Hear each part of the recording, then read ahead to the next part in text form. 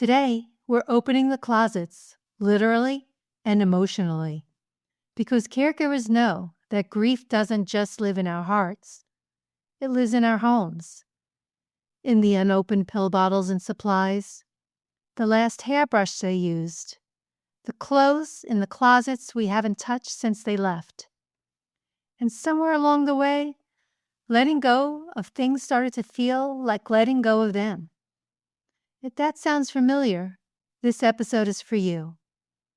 Hi everyone, I'm Thérèse, and this is New York Girl Again, The After, the podcast for every caregiver whose journey has ended and who now finds themselves standing in the middle of the quiet, wondering how to start again.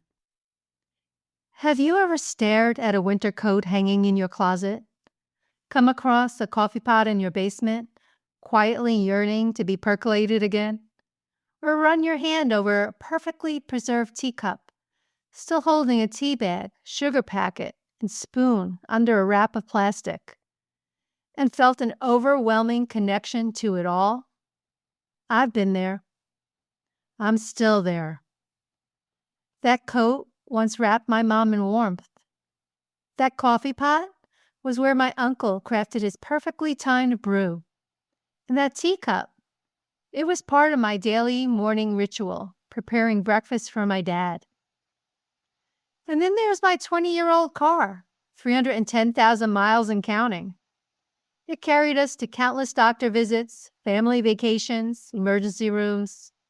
Sometimes when I start the engine, it still feels like it's singing caregiving songs to me, even when no one's in a seat beside me. So why do we hold on to things?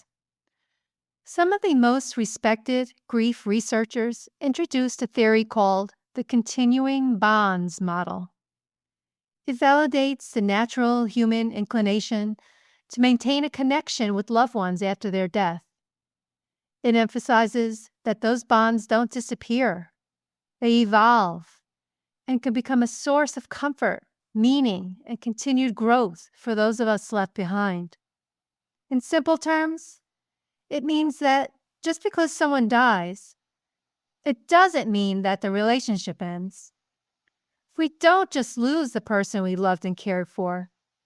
We maintain a relationship with them through objects, rituals, and memories.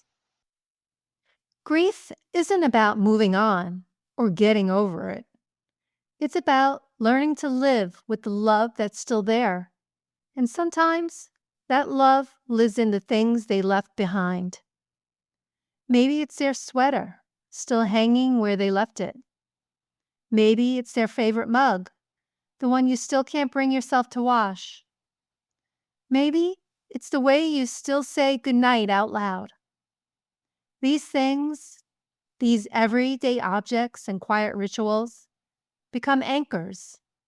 They ground us in the middle of the pain.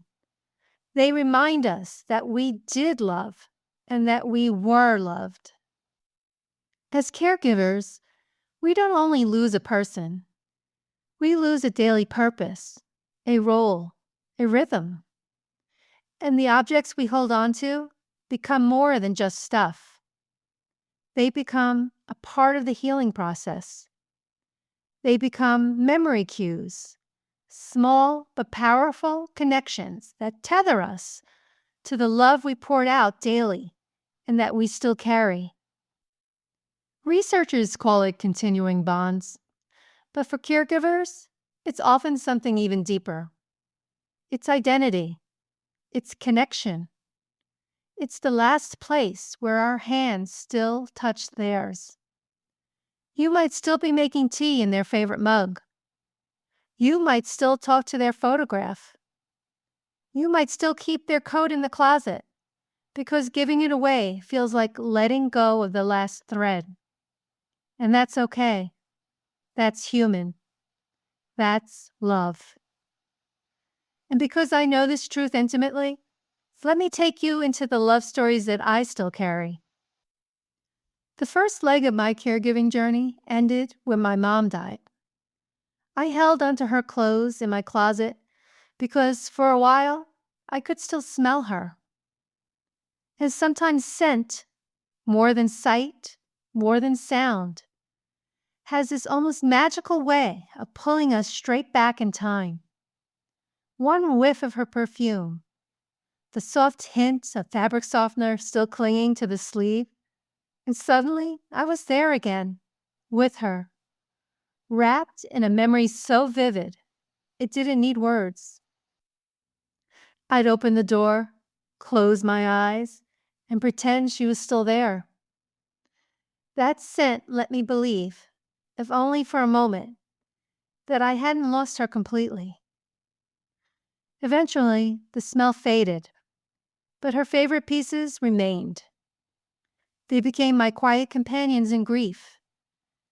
As the years went on, I'd gently touch a sleeve and smile, and then feel that familiar ache swell in my chest. Years later, during my early Sunday morning walks with my dogs, I'd often stop and talk to an elderly woman named Pearl. She was always rummaging through trash bins for recyclables, disheveled, pushing a cart that looked like it carried everything she owned. One morning, I realized if there was ever a moment to let go of some of my mom's things, this was it. I gave Pearl my mom's favorite white winter coat, along with her leopard print hat, gloves, and scarf. Pearl lit up like she'd won the lottery. Her joy was infectious, and in that moment, I understood something really profound. I wasn't losing pieces of my mom. I was passing her warmth onto someone who needed it. And that felt absolutely extraordinary. My uncle was the second leg of my caregiving journey. Clearing out his house after he passed away was no small task. It was overwhelming, highly emotional, and deeply personal. But as I sorted through his things, a few stood out like sacred relics to me. His incredible tie collection, the book he authored but never pursued publishing, and the most special of all, to me, his stovetop coffee percolator. Not just any percolator.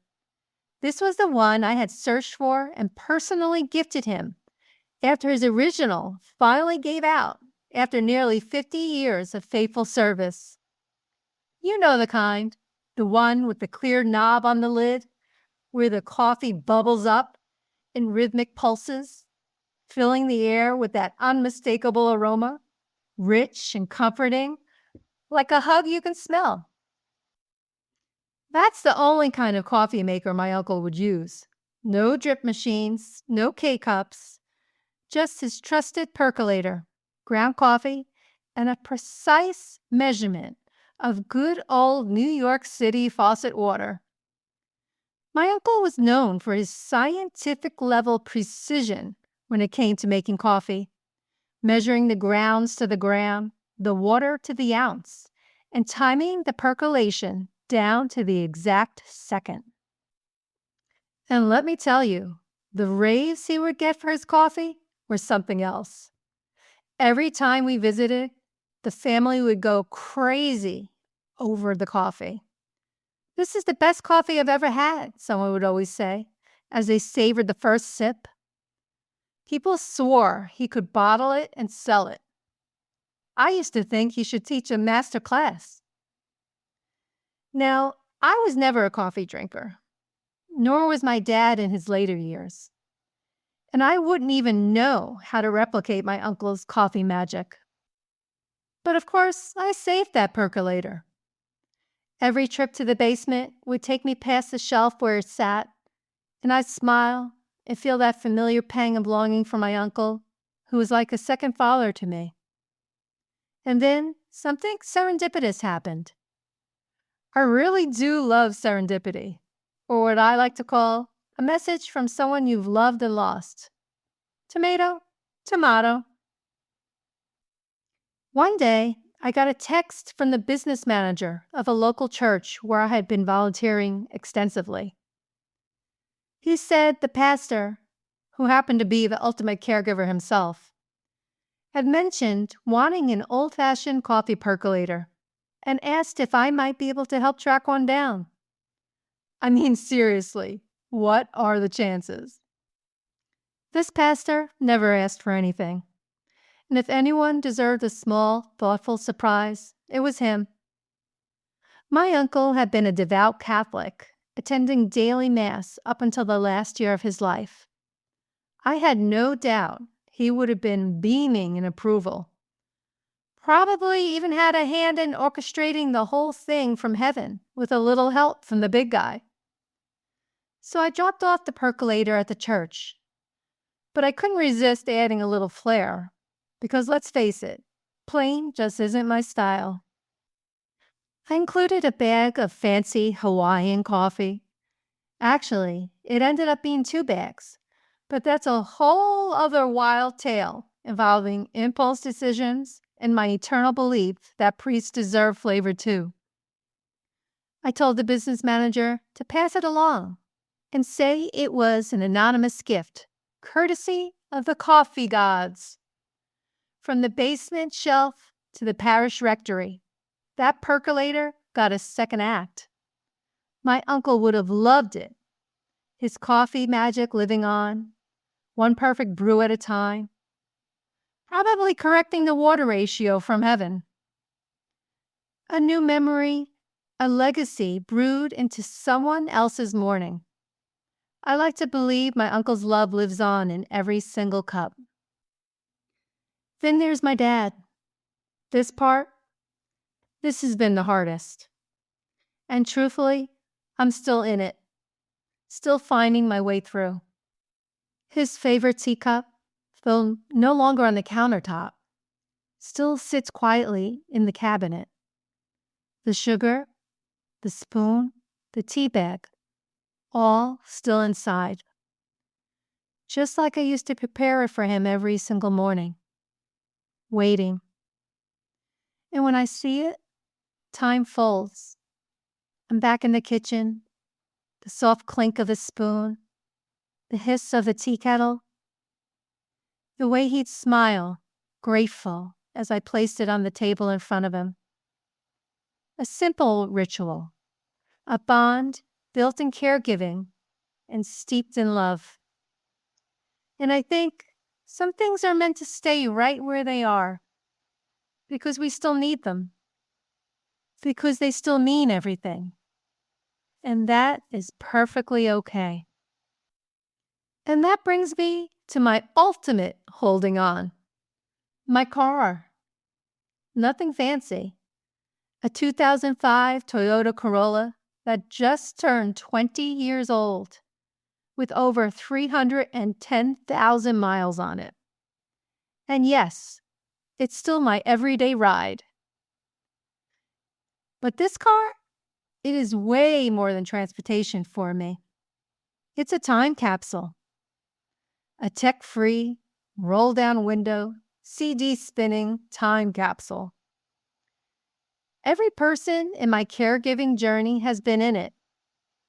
Doctor visits, grocery runs, emergency room trips, family vacations, and countless solo road warrior drives to and from my loved ones' homes, to care, to check in, to show up. Every time I sit behind the wheel, I'm driving through chapters of my caregiving life. The joyful ones, the scary ones, and everything in between. This car is one of the last tangible threads connecting me to all 3 of them. Well, that and my sweet 14-year-old dog Oliver, who has held and loved by each of them. I know, I'll have to let it go eventually. Maybe not until it completely gives out on me. But for now, I'm holding on. And when the time finally comes, it'll be okay. But between you and me, I wouldn't be surprised if this car outlives me. So how do we let go? Letting go doesn't mean forgetting. It just means making space for healing, for peace, for what's next. And sometimes letting go doesn't have to mean saying goodbye at all. I remember listening to David Kessler, one of the world's leading voices on grief and founder of grief.com, share something that's never left me. Take a photo of the item before you give it away. That way, the memory stays. The love stays. You're not erasing them. You're honoring them, just in a different form. A quiet keepsake you can return to whenever you need. I've also learned that giving their belongings away with intention and heart can become its own kind of tribute.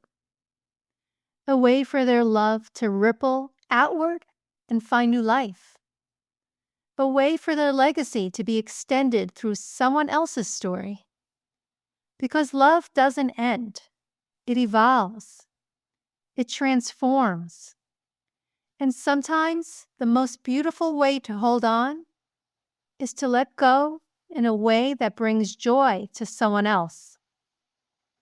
And sometimes you may need to transform what you cannot part with. I had the most beautiful quilts made from my parents' favorite clothes through a company called Project Repat. Now, those pieces of them, soft sweaters, worn shirts, familiar textures, are stitched together in a new way. And when I wrap one around my shoulders, it feels like they're right there with me.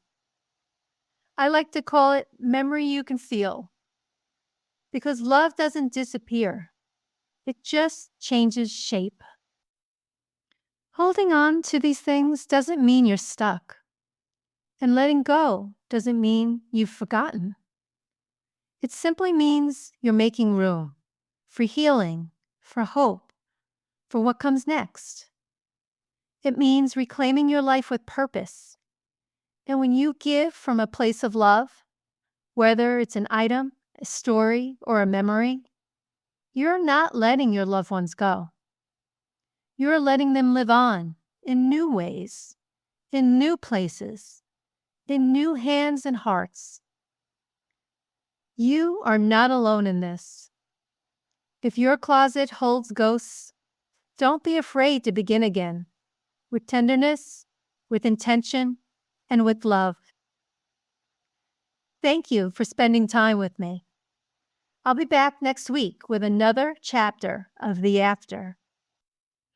Until then, take a deep breath, hold your item close one more time, and then give yourself the grace to let go whenever you're ready. If this episode touched something tender in you, please share it with someone whose heart might need the same reminder. And if you're ready to start letting go with love, not guilt, visit newyorkgirlagain.com for more support and soul-shifting tools for your healing journey. Until next time, be gentle with yourself. And remember, love never leaves us in the after. It simply changes form.